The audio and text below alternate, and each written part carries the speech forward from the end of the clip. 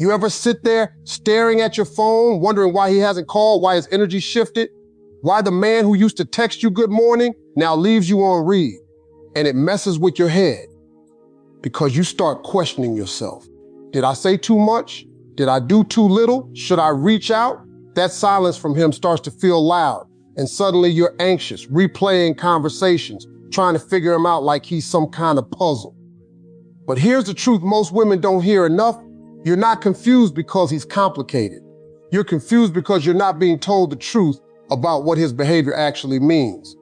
And today, I'm going to give you that truth. The first thing you need to understand is this. Silence is not weakness. It's power if you use it right. And I'm not talking about that kind of silence where you're sitting there checking your phone every 5 minutes, hoping he notices you haven't texted. That's not power, that's anxiety dressed up as discipline. Real silence comes from a place of control. It's when you stop reacting emotionally to every little shift in his behavior and start responding from a place of self-respect. There's a difference, a big one. See, too many women think going silent is some kind of strategy to make a man chase them. Like it's a game. If I don't text him, he'll miss me. If I pull back, he'll come closer. Sometimes that happens, sure. But if that's your mindset, you're still centered around him. You're still making your moves based on his attention, his response, his validation. That's not where your power is. Your power is in detaching from the outcome altogether. It's in saying, whether he reaches out or not, I'm still good. I'm still whole. I'm still valuable. Because let me tell you something. When you're constantly talking, constantly explaining, constantly trying to keep the connection alive, you don't give yourself any space to actually see what's going on. You're too busy maintaining something that might not even be real. Silence creates space, and in that space, truth shows up. You start noticing patterns you ignored before. You see how often he initiates. You see how much effort he actually puts in when you're not doing all the work for him. And that's where a lot of women get uncomfortable. Because when you stop overgiving, when you stop overextending yourself, you might realize he's not stepping up at all. And that hurts. But that pain, that's clarity. That's you finally seeing the situation for what it is, not what you hoped it could be. And I'd rather you deal with an uncomfortable truth than live in a comfortable illusion. Now let's talk about that urge you feel, the one that tells you to reach out, to check in, to just make sure everything's okay. That urge isn't coming from strength. That's insecurity talking. That's fear of losing him. That's you thinking if you don't keep the connection alive, it's going to disappear. But listen to me carefully. If your silence is enough to make him disappear, then your presence was never enough to make him stay. You didn't lose anything solid. You exposed something weak. You've got to learn how to sit in your own value without needing constant reassurance from a man. That means getting comfortable with not knowing what he's thinking every second. That means trusting that if a man wants you, he will make it known without you having to pull it out of him. And if he doesn't, then why are you trying to convince him? A high-value woman doesn't chase clarity from confusion. She observes. She listens not just to what he says, but to what he does. Silence allows you to do that. It shifts you from being emotionally reactive to being mentally aware. And when you operate from awareness, you make better decisions. You stop investing in potential and start responding to reality. And let me be clear about something else. Silence is not about punishing a man. It's not about giving him the silent treatment because you're upset and you want him to feel it. That's emotional manipulation, and it usually backfires. The kind of silence I'm talking about is calm, grounded, intentional. It's not loud. It's not dramatic. It's simply you choosing not to engage in behavior that doesn't serve you anymore. You're not ignoring him. You're prioritizing yourself. You're not playing games. You're setting standards. And standards don't need to be announced all the time. They're shown through your actions. When you stop accepting inconsistency, when you stop entertaining half effort, when you stop being available for confusion, you're telling him and yourself what you're worth. And here's the thing a lot of women don't realize. When you're always available, always responsive, always accommodating, you remove the need for him to step up. You make it easy for him to stay comfortable without ever having to invest more. But when you pull back, not out of anger, but out of awareness, you change the dynamic. Now he has to decide, do I step up or do I let this go? And whatever he chooses, you get your answer. That's the real purpose of silence. It's not to control him, it's to reveal him. And more importantly, it's to reconnect you with yourself. Because somewhere along the way, when you were busy trying to figure him out, you stopped checking in with you. You stopped asking yourself what you need, what you deserve, what you're willing to tolerate. Silence brings you back to that. It grounds you. It reminds you that your peace is more important than temporary attention, that your self-respect is more valuable than inconsistent affection, and that you don't have to perform, prove, or persuade a man to see your worth. So the next time you feel that urge to reach out, just to ease your anxiety, pause. Ask yourself, am I doing this because I'm secure or because I'm afraid? And if it's fear, don't move. Sit in it, let it pass. Because every time you choose self-control over impulse, you strengthen your confidence. And confidence, that quiet, steady kind, is what makes a woman truly powerful. Now, let me break something down for you from a man's perspective, because this is where a lot of women get it twisted. When you go silent, a man absolutely notices. Don't let anybody tell you he doesn't. A man may not always react the way you expect, but he is aware of the shift. The real question is not whether he notices, it's what he feels when he does. And that right there depends entirely on how invested he is in you.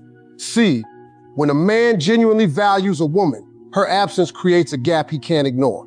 It disrupts his routine, his comfort, his sense of connection. He starts wondering what changed. He replays conversations. He checks his phone more often.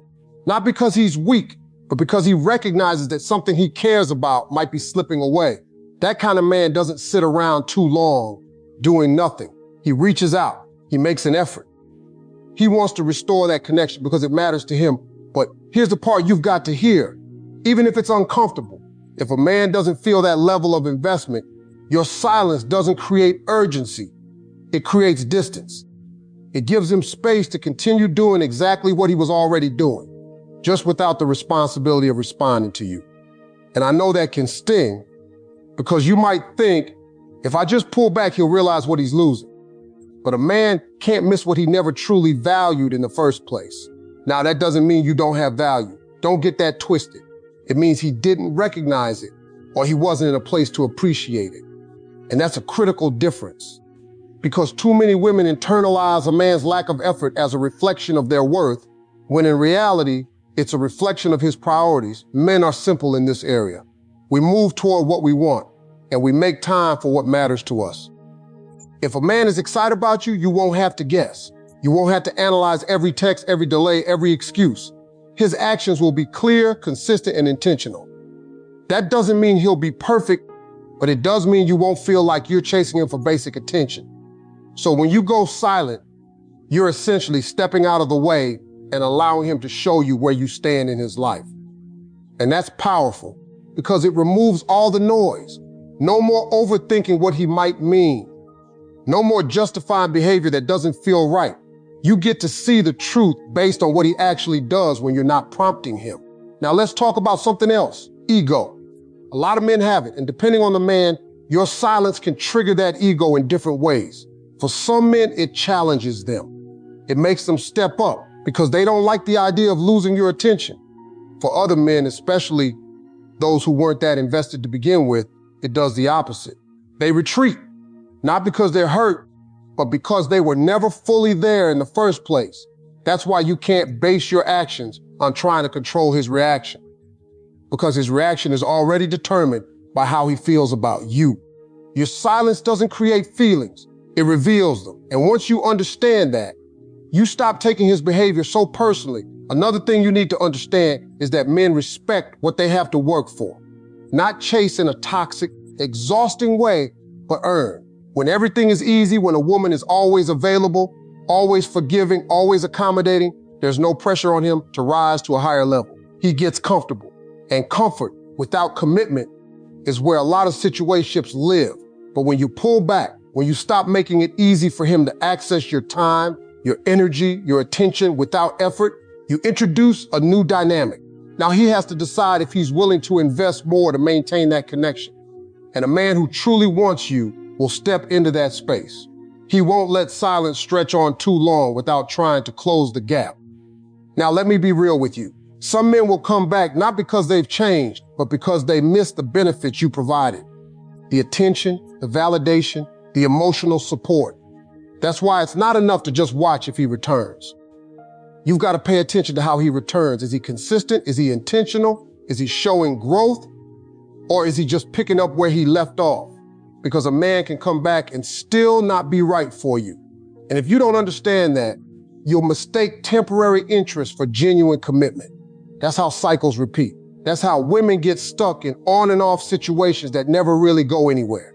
At the end of the day, a man's behavior is always aligned with his level of interest and readiness. Not his words, not his promises, his actions. And your silence is one of the clearest ways to see those actions without interference. It removes the safety net you've been providing and forces him to either step up or step away, and whichever one he chooses, you win. Because now you're no longer guessing. You're no longer investing in uncertainty. You're dealing with reality.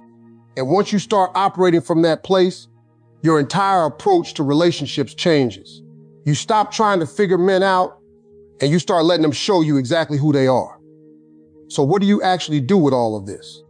Because understanding something is one thing, applying it is where your power really shows up. And I'm going to be honest with you, this is the part where discipline matters. Not emotions, not hope, not what you wish he would do, discipline. Because if you don't change your behavior, nothing about your situation is going to change. First thing, you've got to stop chasing clarity from a man who's giving you confusion. Read that again and really let it sit. If a man is inconsistent, if his words don't match his actions, if you're constantly trying to figure out where you stand, that is your answer. Confusion is not a phase, it's a pattern. And every time you ignore that pattern and go looking for reassurance, you teach him that he doesn't have to be clear to keep you. So your actions need to reflect your standards, not your feelings, your standards. Feelings will have you texting him at midnight just to feel close again. Standards will have you putting the phone down because you know your peace matters more than temporary attention. That's the shift you've got to make. If he's inconsistent, you become unavailable to inconsistency. That means you don't reward behavior that doesn't meet your expectations. You don't respond immediately to someone who takes hours or days to get back to you, like you've been sitting there waiting. You don't engage in deep emotional conversations with someone who only shows up when it's convenient for them. You match energy, but not in a petty way, in a self-respecting way. Now let's talk about boundaries, because everybody loves to say set boundaries, but a lot of people don't really understand what that looks like in real life. A boundary is not something you say, it's something you enforce. You can tell a man all day long, I need consistency. But if you keep accepting inconsistency, your words don't mean anything. Your boundary is shown the moment you pull back your time, your energy, your access when he doesn't meet that standard. And here's where it gets uncomfortable. Enforcing boundaries means you have to be willing to lose him. That's the part nobody wants to deal with. You want the respect without the risk. But it doesn't work like that. When you stand on your standards, you're saying, I'd rather walk away than settle. And that's what makes a man take you seriously, not your words. Your willingness to act on them. Next, you've got to get control of your emotional impulses. Because let's be real, the hardest moments are the quiet ones. When you haven't heard from him, when you're wondering what he's doing, when your mind starts creating stories that make you feel anxious, that's when most women break. They reach out not because they have something meaningful to say, but because they want to relieve that discomfort. But every time you act from that place, you give away your power. You're no longer choosing, you're reacting. So instead, you've got to learn how to sit in that feeling without letting it control you. Distract yourself in a productive way. Focus on your goals. Call a friend. Go work out. Do something that reminds you that your life is bigger than this one man. Because here's the truth. You should never build your emotional stability around someone who hasn't proven they're stable in your life. And while you're doing all this, I want you to shift your focus back to you. Not in a surface level way, but in a real intentional way. Start asking yourself better questions. What kind of relationship do I actually want? What behaviors am I no longer willing to tolerate? Does this man align with the life I'm trying to build? Because when you get clear on that, your decisions become easier. You stop entertaining things that don't match your vision. You stop making excuses for potential. You stop lowering your standards just to keep someone around. And that's when your confidence starts to grow, not from attention, but from alignment. Now let's say he comes back, because sometimes he will. Silence does have a way of bringing people back around. But this is where a lot of women lose everything they just built. They get excited, they get emotional, and they fall right back into the same dynamic without requiring anything different. You can't do that. If he comes back, you stay grounded. You observe. You don't immediately open yourself back up like nothing happened. You watch his actions over time. Is he consistent now? Is he making an effort? Is he communicating clearly? Or is he just testing the waters to see if you're still available? Because a man who truly values you won't just come back. He'll come back different. His behavior will reflect growth. And if it doesn't, then nothing has changed, and you have to be strong enough to walk away again. And finally, stop trying to fix a man who hasn't decided to fix himself. That's not your role. You're not here to teach someone how to treat you properly. That's something he should already know or be willing to learn on his own. Your job is to recognize whether he meets your standard, not to lower it so he can fit. At the end of all this, what you're really doing is reclaiming your time, your energy, and your emotional space. You're no longer pouring into something that's uncertain. You're investing in yourself first. And when you do that consistently, you don't just attract better, you recognize better. And that changes everything. At the end of the day, this whole situation is not really about him. It's about you remembering who you are and how you deserve to be treated. Because somewhere along the line, when you were trying to figure him out, trying to keep the connection alive, trying to make sense of his mixed signals, you started to drift away from your own center. You started measuring your worth by his attention, by his consistency, by how he showed up. And that's a dangerous place to live because it puts your value in someone else's hands. You've got to take that back. You are not an option waiting around to be chosen. You are not someone who needs to prove her worth through patience, sacrifice, or understanding someone's potential. You are the standard, and the standard doesn't chase, it stands. It remains steady, clear, and unmoved by confusion. A man either rises to meet it, or he removes himself trying. There's no in-between when you truly understand your value. And let's be real for a moment. A lot of women are taught to be accommodating, to be nurturing, to give chances, to see the good in people. And those are beautiful qualities, don't get me wrong. But when they're not balanced with boundaries, they turn into self-neglect. You start overextending, overgiving, over-explaining, just to hold on to something that isn't giving you the same energy back. That's not love, that's imbalance. Real love, healthy love, doesn't leave you in a constant state of uncertainty.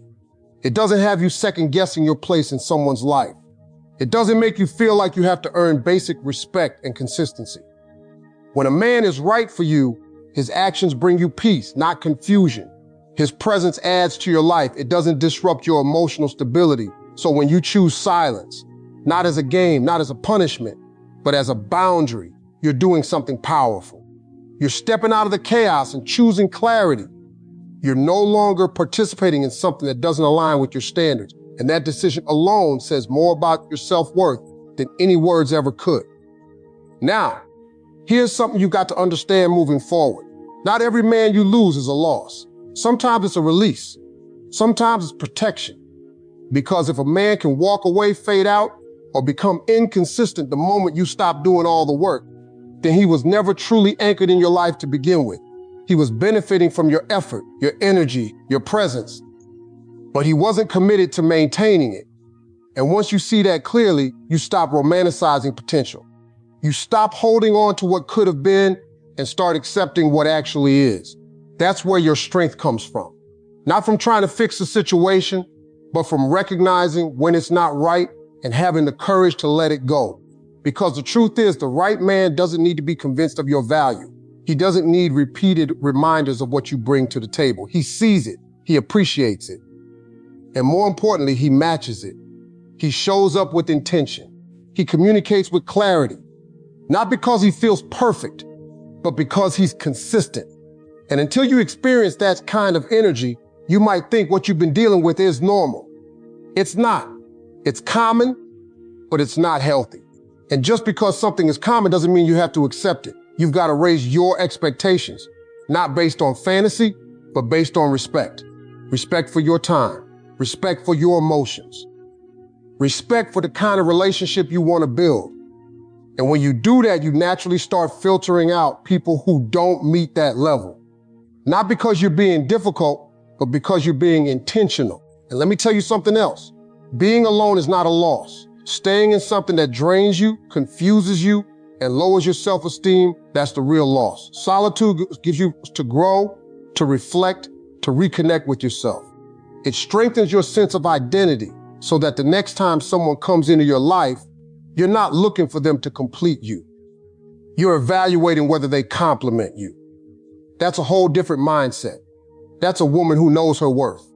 So as you move forward, I want you to carry this with you. You don't have to chase what's meant for you. You don't have to beg for consistency, for clarity, for effort. Those things come naturally from someone who truly values you. And if they're not there, no amount of patience or understanding is going to create them. Your job is not to convince someone to treat you right. Your job is to recognize when they don't and to have the strength to walk away without losing yourself in the process. Because at the end of all this, your peace matters, your dignity matters, your self-respect matters. And any relationship that requires you to sacrifice those things just to keep it alive is not a relationship worth having. You deserve something real, something steady, something that doesn't make you question your worth. And the moment you fully believe that, not just in your mind, but in your actions, everything changes.